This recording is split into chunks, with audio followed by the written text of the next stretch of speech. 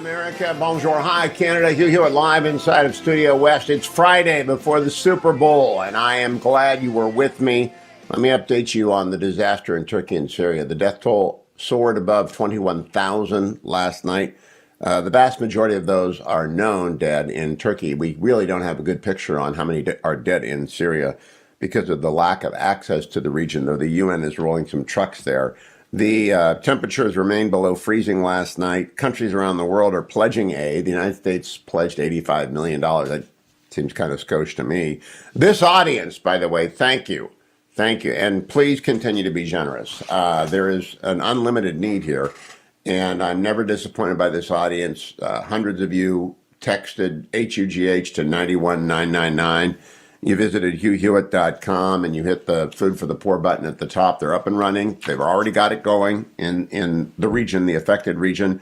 And now I've got a special toll-free number, 855-359-4673. That's 855-359-4673. You might want to go over to my Twitter feed. And I don't know if you do this with a youngster, but you do it with a teenager. They found an infant who was clutching a lock of her mother's hair, and she lived. She's been underground for 72 hours, and she's dazed, but she's at the hospital, and she's got a lock of her mother's hair, and it's really one of the most heartbreaking things you'll ever see.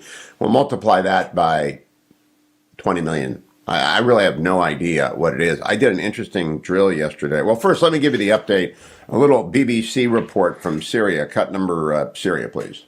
For days, people in Syria's opposition-controlled Idlib province have suffered alone. Now aid has finally arrived and more should follow soon. The province has little sophisticated equipment to rescue the many still trapped under rubble. After 12 years of war, the area also has few functioning hospitals to treat the thousands of injured. Around half of the province's 3.5 million people are displaced from other parts of Syria. Now in the snows of winter, many others are homeless too. Yeah, a giant earthquake strikes a region that has been bombed into oblivion by Assad the Butcher. In Turkey, the New York Times story today, Antakya, that's how I'm going to say it, Antakya, Antakya. They bedded down wherever they could, in lightless street corners, in grassy little parks, next to an elementary school on a hillside down from one of the world's earliest Christian churches. Across Antakya, the ancient capital of Hatay province, the region hit hardest by the worst earthquake in Turkey in nearly a century, thousands were struggling to make sense of a cataclysm that had turned their lives inside out, left many with no home, no possessions, no memories, and for some, no future here. Many were grappling with getting through another night. Cars were too cold to sleep in, too small to hold most families. But they could be warmer than tents, which were just a thin layer masking the total devastation of the people inside. Either was still preferable to a tarp stretched over a bus shelter or held up by poles. No matter how much wood and trash the Antakyans burned to keep their families warm, it is still freezing cold. No electricity, no water, no toilet, said Sabi Yigat 52, a nanny, giving special emphasis to the last item, no toilet. Thursday was the third day in a row she had woken up freezing in the covered vegetable market where she and her family had taken shelter since Monday morning's early quake damaged their home near the Mediterranean. It's horrible, she said, and the pictures confirm that. Some of the market's blue metal stands have been claimed as makeshift beds. Others were still heaped with parsley, cabbage, scallions, and cauliflower, now wilting. The ashes of Mrs. Yigat's little fire cradled a couple of charred peppers and a carrot, the only cooking her family was able to do in the city of edible marvels, where Mediterranean, Arab, and Anatolian cuisines had been blended for centuries. On Thursday, the United Nations first aid convoy rolled into the opposition-controlled Syria. That's good. We will wait for tents. We'll die here in our chairs, said Sabra Korogian, 70, who sat in a blue camp chair on a mountainside promenade overlooking the city wrapped in a too-thin blanket. Next to her were a carriage of parakeets rescued from her family's home. People do unusual things when they flee, and grabbing the parakeets, I suppose, is going to be normal for someone who loves them. The Antakya has been around for 2,300 years. It was founded by Alexander the Great in 300 BC. It's a modern city, or it was, it's in ruins now. It was built atop layers and layers of other civilizations. An early Christian church founded in a cave by St. Peter and Paul, ancient stone mosques in the oldest part of town, a stretch of fine Byzantium mosaics uncovered in the construction of a hotel. It's all gone now. And it's I just can't get over how there's nothing there. I taught law school yesterday. I had 2 classes, and I asked all my students, just as a beginning, it did play into the end about reliance damages and what stare decisis means. How many of them had done earthquake prep? Because we're in California, right? Chapman Law School's in California. And I got 4 out of 2 classes had done earthquake prep. So I quizzed the 4, what's your earthquake prep? Well, get your go bag and go. He said, where are you going to go? I'm not sure.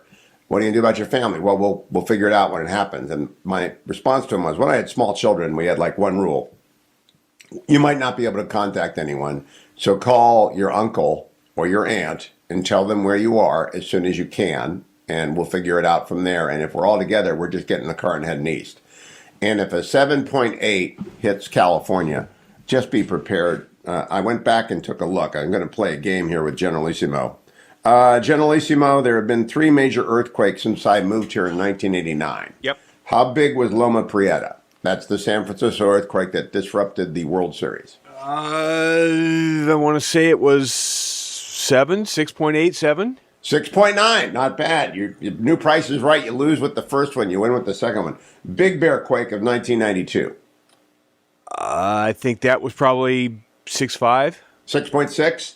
And Northridge of 1994.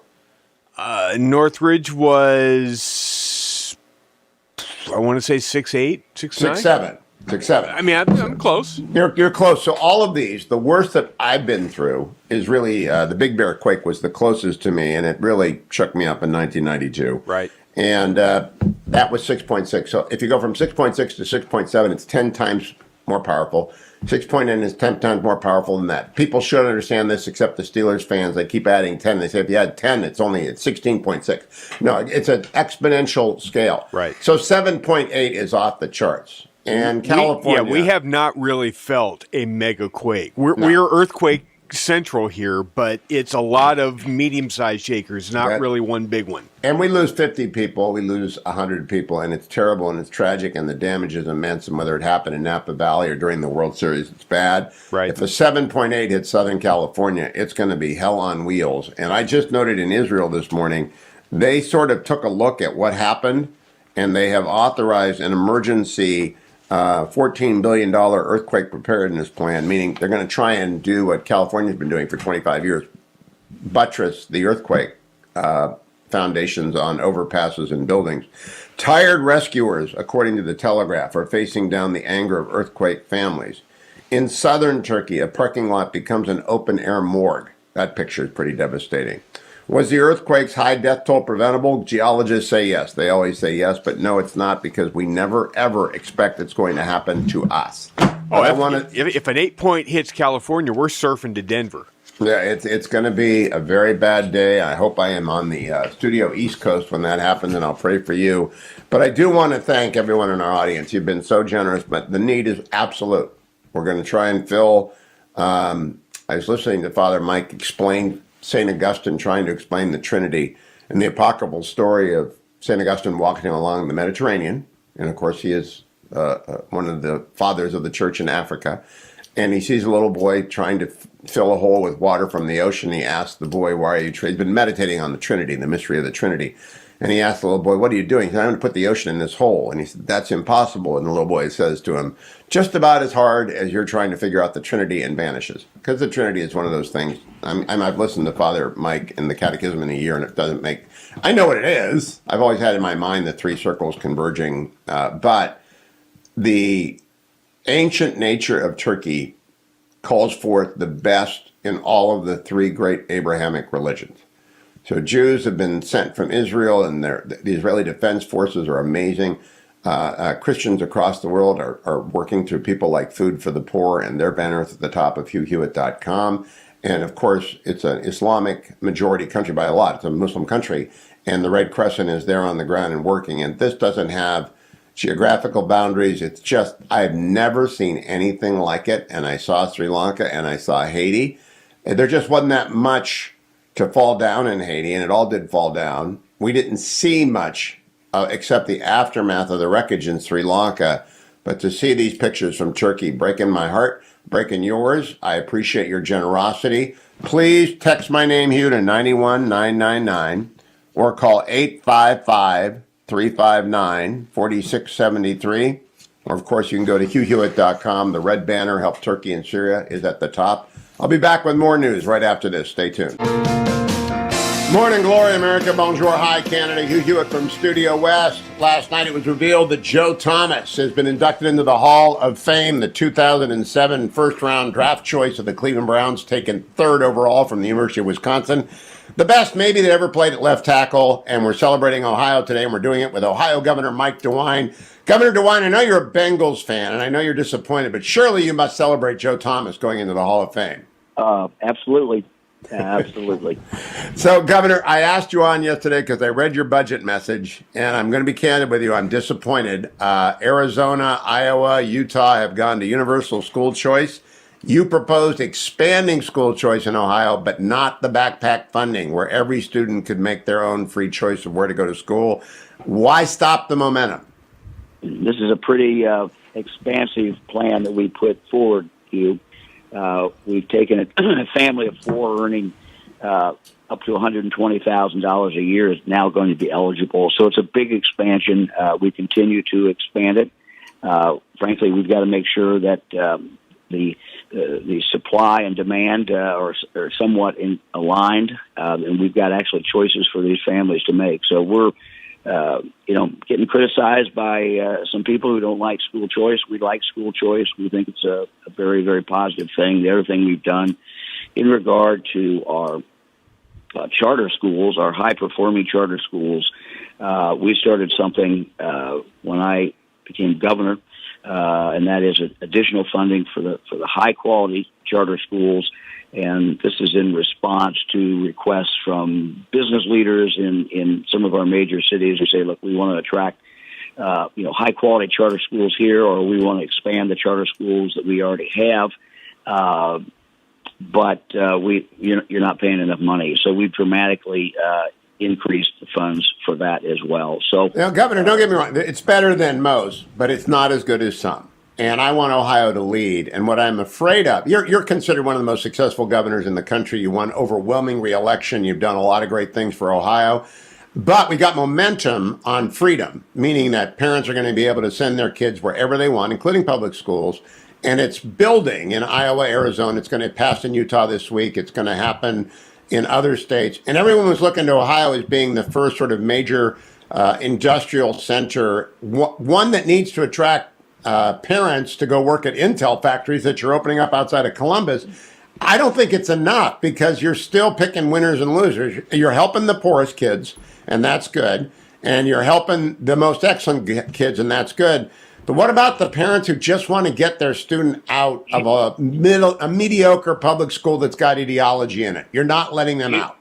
Hugh, we got to balance our budget too. In Ohio, we're not the federal government. We can't run deficit spending. And so, we're taking this, we're moving it up. It's a dramatic move. $120,000. Everybody below that, any family below that, family of four, is eligible for this money. So, look, I have a responsibility to all the people of Ohio to make sure that we've got a balanced budget, that we're moving forward, and that when these things are offered, that there's enough schools actually out there that can take these kids. So, well, there's a demand signal. I guess I disagree with you. We're moving, and if you look at some of the other states, frankly, that are saying they're doing it, they're phasing their. Iowa is phasing it in. And I wouldn't mind a phasing, but Governor, I saw in your budget message that you said you're going to give $5,000 to students to go to Ohio universities. That's picking winners. Why not put that money into more school choice so that kids can get out of high school ready to go to work? Or, again, I'm just concerned about the freedom of parents and students. Hugh, we're doing a lot. You're talking about, choices. We have dramatically increased our career tech in the state of Ohio. We've got kids now who are in high school who are taking the career tech path. So it wasn't just increasing funds for kids who want to go to college. We want more options. And what we did, you talk about kids who go into college, yes, we gave them choices. And I don't know if it's picking winners or losers. We have 75 private schools colleges in the state of Ohio. We have 14 public institutions. They get to choose from all of those. We give them basically a voucher for $5,000 and say, you can apply this to any school in the state of Ohio. So again, that is choice. It's also but now, Governor, follow this. You're a smart guy. It's also choice when a kid is in high school and decides they want to go into career tech, and making those the best that we have in the country is what we're doing to give them more choices. So that's all about choice. But Governor, you're missing the middle. I mean, my point of view is, when you give you've got a budget, you put $5,000 in the hands of every college-going student, you're taking $5,000 out of the hand of someone in the middle who doesn't qualify under the poverty test or the 4 times poverty level test and who isn't going to go to college. So you're picking the winners. The excellent students are going to go to college. You're helping the people who are farthest behind, the people at the lowest end, and you're missing the middle. And the key part of it from a national perspective is that Ohio could have made this domino fall. I mean, when Arizona led, first it began Florida and West Virginia, then Ducey put it everywhere, then Iowa joined on, then Utah joined on. Now everyone's looking at Ohio, and all of a sudden Mike DeWine throws up a 3-yard screen pass. If you think this is a 3-yard screen pass, I think you and I have a different understanding of football. This is about 60 yards down the field, and it's a very good play. So if you look at everything we're doing, more choice. The other thing that we're doing, Hugh, and this makes a big difference. We're now going to, when you look at the reading and how kids learn to read, we're finding that some of the schools are still light years back, and so we're returning. For those schools, we're telling them you need to return to phonics, you need to get to the basics, because this is how kids learn. And there's absolutely no doubt about that. So, but Governor, you've got a super majority. You can do whatever you want. If the legislature sends you backpack funding that's universal, would you sign it? Hugh, if we could afford it this year, we would do it. I'm just going to tell you something again, and if you look at Ohio, we're very open. We're honest. We're saying this is what we're doing. If you look at what other states are doing, that's great. They passed a backpack and they're phasing it in. So we are ahead of many of those states that you're giving credit for a backpack. We're already ahead of them, and we're moving further ahead with this budget. And the reason I would contend that that's not an accurate depiction, Governor, and I want to give you the floor, is that Iowa's taking 4 years to make sure the dislocation at the public school level is not enormous. Arizona moved immediately, but you're next. And if you compare Ohio's system, it's picking winners and losers as opposed to saying we're moving towards universal choice. And I understand that there are some rural districts. I talked to Matt Dolan about this. I imagine he and Bernie Marino and Frank and everybody else who runs for Senate will talk about this. But I go back to my question. If the legislature passes backpack funding, would you sign it? Well, sure, but it's got we've got to be able to balance our budget, and we've got to be able to make sure kids actually have real choices out there. So again, this is semantics. I think we're ahead of these states. We've been moving towards school choice. Every budget that we've had, this one takes it, a quantum leap forward, and we're doing very, very well in that regard to the choice. I hate to be the what have you done for me lately guy, but I am the what have you done for me lately because I followed Education Ohio for a long time. And when I go back to the Catholic school systems, of which you're very well aware, they got capacity, they got desks. All they need is $5,000-$6,000 per student, and they'll educate them. And we don't need to give $5,000 to students who are going to go to school. I mean, some of the schools that are going to get that $5,000 have got huge endowments, right? It's choice, though. What you're saying is I don't want this kid to have choice. It's what it's going to mean when you talk to the college presidents, you talk to the admission officers in Ohio. It's going to mean there's kids who want to go to college, have what they need to go to college, can't afford to go to college. This is going to be a significant boost to those kids. So you're arguing against choice. No, I'm arguing for you don't want the kids to have fix the choice. middle first. I'm saying universal freedom for everyone at high school, and then worry about later if you've got the money for a college scholarship. But Governor, you're doing a great job. Occasionally we disagree. I appreciate your coming on to discuss it with me. Come back as it moves through the legislature. But I just want Ohio to be at the front, not at the middle of the revolution. Thank you. Thank you, Governor. Be well. Welcome back, America. What the world needs now is dollars for Turkey and Syria. I was reading the Department of Defense, defense.gov/news, and the U.S. military is doing what it always does in a disaster. They are getting people to the ground by the hundreds. Teams of first responders, pallets of pre-prepared aid, blankets, tents, warm clothing, meals ready to eat, everything that can move. The U.S. government is flying. My son-in-law participated years ago in the relief mission to the Philippines, which he said he'd never seen anything like it, and this is worse. And I just got to say, I'm always so proud of the American military. But you can do your own part, all right? So don't sit back and say, well, I pay taxes and therefore we're surprised. Don't do that. Be the person that does more. Head over to hughhewitt.com. The Help Turkey and Syria banner is at the top. It's food for the poor.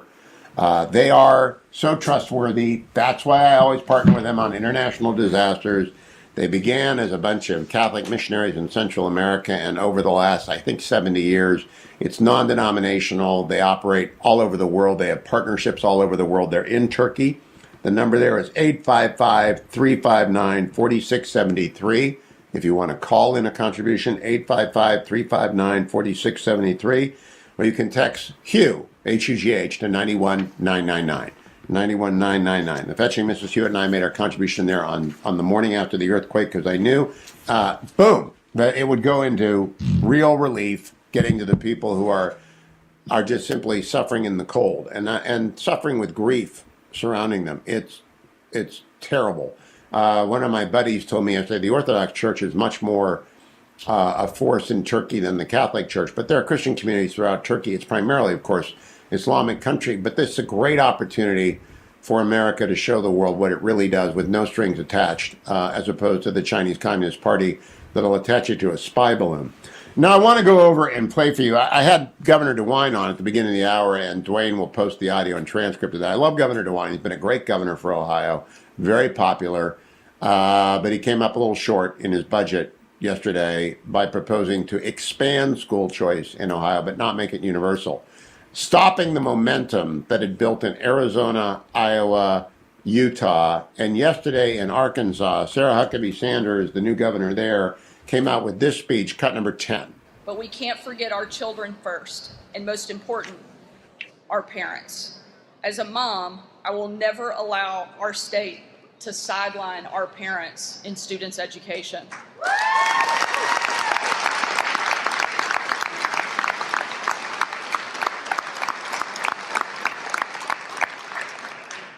That starts by ensuring parents have a choice to send their kid to the school that best meets their individual needs, no matter where they live and no matter what their income. Our new Education Freedom account allows parents to enroll their kids in whatever school is most appropriate for their family, whether it be public, private, parochial, or homeschool. We're rolling out this program for our most at-risk families first, and within 3 years, it'll be available to every family in Arkansas. You see, that's what Governor DeWine was saying. Some states like Iowa, and I think he was referencing Governor Sarah Sanders as well, say they're introducing universal school choice. They're doing it on a 3 or 4 year basis, which is fine by me. Transition is always difficult. And Arizona did it, boom, boom, and it's working. So I don't really think it's necessary, but I understand that some people want to go a little bit slow. But you got to have the goal. If you don't have the goal, you're not going to get there. And the goal should be every student gets to go where their parent wants them to go. And the state money is not the state's money. It belongs to the taxpayers, and the taxpayers are giving it to the parents and the teachers. Not the teachers. They'll pay the teachers with public school money, but students get to choose. And if that happens, education will flower in America and return to excellence, and you won't have to mandate phonics because parents will poll their kids out of schools that are teaching crazy stuff and wild ideology and abandoning obviously time-tested and valuable methodologies, and they will get to it. So hopefully Ohio legislators are going to send the governor a backpack funding bill so that every parent in Ohio, not just those at the top with kids going to college or those at the bottom who are below the poverty line times 4, are going to get school choice and get it immediately. And just don't pick winners and losers. Let parents decide. Pick freedom. Pick freedom everywhere, governors with supermajorities. Now, former FBI agent Nicole Parker, I'm not going to play, by the way, I now have a new rule. I'm not playing Republicans who talk. All right, I like Republicans who talk, but Republicans who talk in congressional hearings are wasting time. They need to get witness testimony. Witness testimony is all that matters. I don't care what the legislators say. I care how they vote. And I want the record to be built about what has happened at the FBI. This is former FBI agent Nicole Parker in front of the Weaponization Committee yesterday, the Jordan Committee, cut number 19. Participating in the investigations of myriad criminal cases. The Marjorie Stoneman Douglas high school shooting in Parkland, Florida. The 2017 Fort Lauderdale airport shooting. The Caesar Sayoc pipe bomb case. Multi-million-dollar Ponzi schemes, crimes on the high seas, bank robberies, murders for hire, sexual assaults, extortions, and more. Yes, it was physically taxing and emotionally jarring, but I believed I was making an impactful difference. And every day I woke up and I embraced being an FBI special agent until things changed. Over the course of my 12 plus years, the FBI's trajectory has transformed. On Bureau, the Bureau's mission remained the same, but its priorities and governing principles shifted dramatically. The FBI became politically weaponized, starting from the top in Washington and trickling down to the field offices. Although FBI employees have their First Amendment rights, they are not at the liberty to allow their personal political views or preferences to determine their course of action or inaction in any investigation. Lady Justice must remain blind. Those that do not uphold these responsibilities cause a negative ripple effect throughout the agency in the field. It's as if there became two FBIs. Americans see this, and it is destroying the Bureau's credibility, causing Americans to lose faith in the agency and therefore the hardworking and highly ethical agents who still do the heavy lifting and pursue noble cases. It makes it very difficult for agents to do their job when the FBI loses the So I love Agent Parker. It's authentic, it's real. And her line about there are two FBIs, I think that resonates. The FBI I know and knew are brave, indeed fearless men and women who are every day on the front lines of dealing with organized crime, international cartels, terrorism, and the worst things that can happen to America, and they're very good at it. And if you ever, God forbid, have a member of your family abducted, you want the Bureau on the case. If you're ever abducted, you want the Bureau on the case. They're the best law enforcement agency in the world. But that second FBI, the one that recently surfaced this week in Richmond, Virginia, with a memo detailing the threat posed by Roman Catholic traditional Latin Mass attenders, is crazy. I do not know what happened. Now, I'm the first to tell you, the rad-trads, radical traditionalists, they are a subset of Catholics, and I am not one of them. The last Roman Catholic high mass I went to, Archbishop Corteleone offered at the Napa Institute. I think it's still going on, and it was wonderful, it was beautiful, but I mean, it's not a Hugh Hewitt mass. A Hugh Hewitt mass is 40 minutes in silence. So I can hear the priest, and I can hear the consecration, and I can recite the prayers. And I know the Latin Mass. I learned the Latin Mass. The Latin Mass is a friend of mine. It was until they pulled the rug out from me in third grade, having done all that. Mea culpa, mea magna culpa. So I know and like the Latin Mass, but I am not a rad trad. And I am not against Vatican II, properly understood. I want the church to be growing and vibrant in the world, as I want every other denomination to be growing and vibrant in the world. None of these people who are writing memos about the FBI will pass a 6th grade test about the Roman Catholic Church. I really believe if you got me, whoever worked on that memo, I would be able to demonstrate profound ignorance of the rad trads and how they got the idea The only way they could work is to work backwards, which is always bad, because anecdotal evidence is evidence of anecdotes, right? So they found one radical somewhere who is also a traditional Roman Catholic and going to the Latin Mass, and they reasoned backward that that's evidence that everyone who attends the traditional Roman Catholic Latin Mass is a radical terrorist. And I thought to myself, as Dwayne said earlier, David Allen White, our longtime friend, Patrick McCarthy, our longtime teacher at Thomas Jefferson High School, they're rad trads. And that's fine. David and I have long arguments about this, about how the church thrives in the world and how the papacy ought to be conducted. And we agree more often than we don't agree. But David Allen White is no more likely to be a rad trad terrorist than I am or Generalissimo or anybody. It's just nuts. And how the FBI think of the opportunity cost. All right, what were those agents not doing in those 10 hours? Yesterday, Christopher Wray gave a press conference on cybercrime and on the Chinese threat. And this is where he's good. This is where I think, my gosh, they've got it. They've got a clue. They're going to go out to America and warn them about the espionage being conducted by the CCP. And Wray gave one of the 5 speeches. Vice President Pence, Christopher Wray, Attorney General Barr, National Security Advisor O'Brien, culminating with Secretary of State Pompeo at the Nixon Library in the final year of the Trump administration, outlining the threat posed by the Chinese Communist Party. And we got the Chinese spy balloon.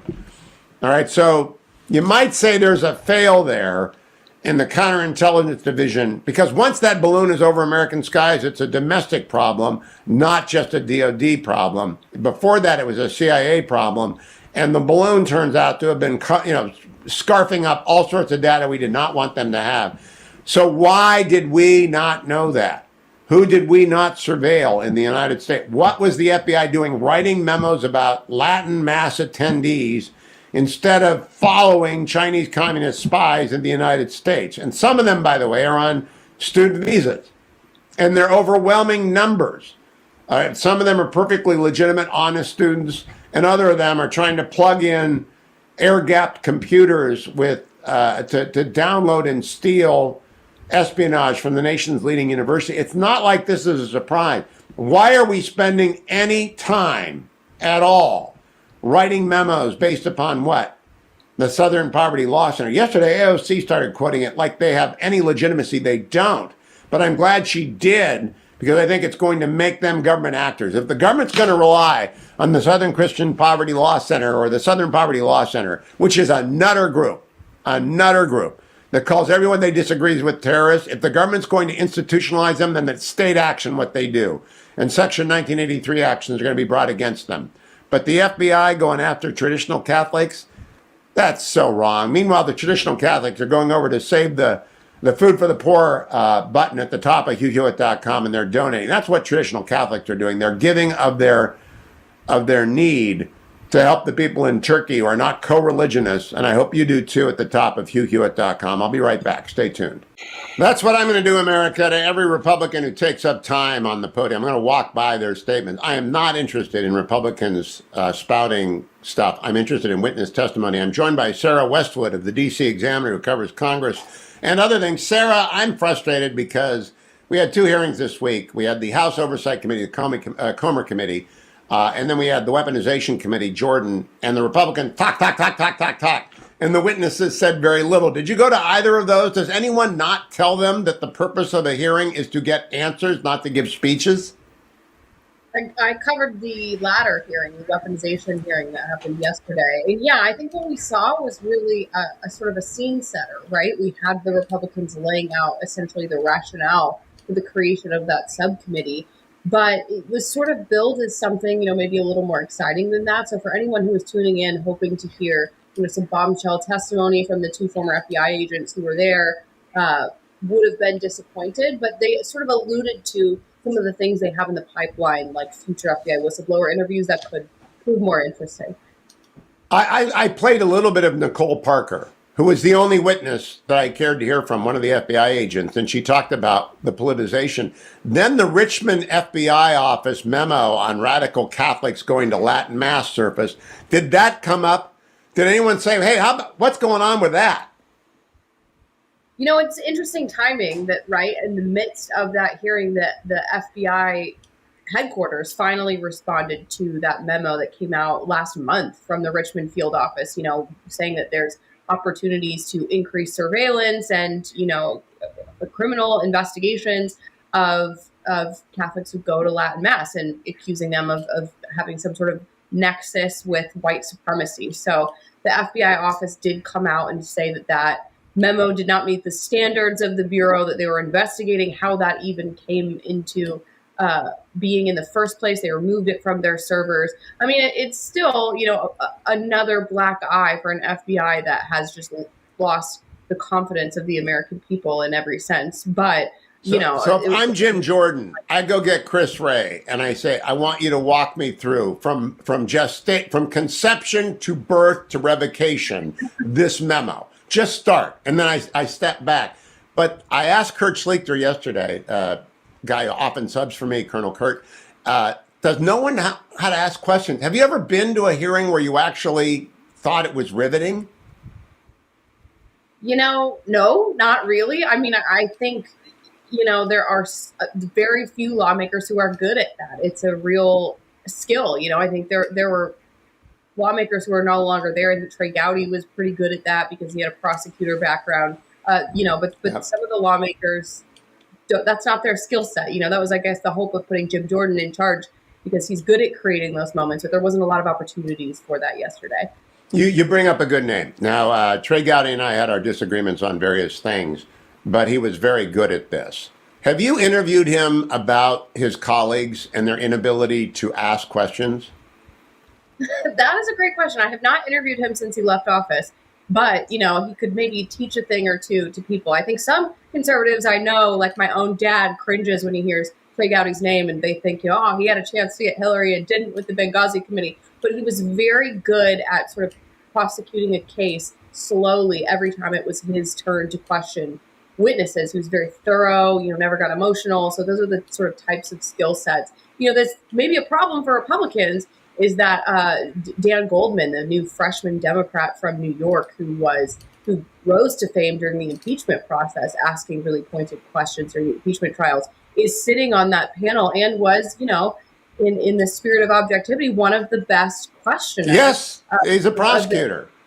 The worst thing to happen to Republicans this week is that Nancy Mace went viral, and that which gets rewarded gets repeated. So she gave a little speech about the vax and her terrible health problems, and it went viral, and she raised money, and then other people want that. And I'm just wondering, Sarah, does anyone ever honestly admit that they don't know what they're doing when it comes to holding a hearing? Oh, never. Of course not. I mean, what purpose would that serve? But yeah, it was not riveting television. It was 4 hours of a lot of really dense and sort of broad, just conceptual discussions about politicization within the Bureau, not a lot of revelations about specific allegations. Tell me about, are you watching in the room or are you watching on closed circuit at that point? At that point, I was watching on closed circuit, but okay. There's at a certain point, there's not a lot of value of physically sitting there listening to them. There isn't. The best hearings we've had, the most dramatic hearings we've had have been Supreme Court nomination hearings because we actually don't know what people are going to say. I hope you keep going to these things. It must be a pain in the neck. I'm not your editor, but I sure would go find. There's some other people who've done it well, like Trey Gowdy. I think Pompeo did it well on Benghazi.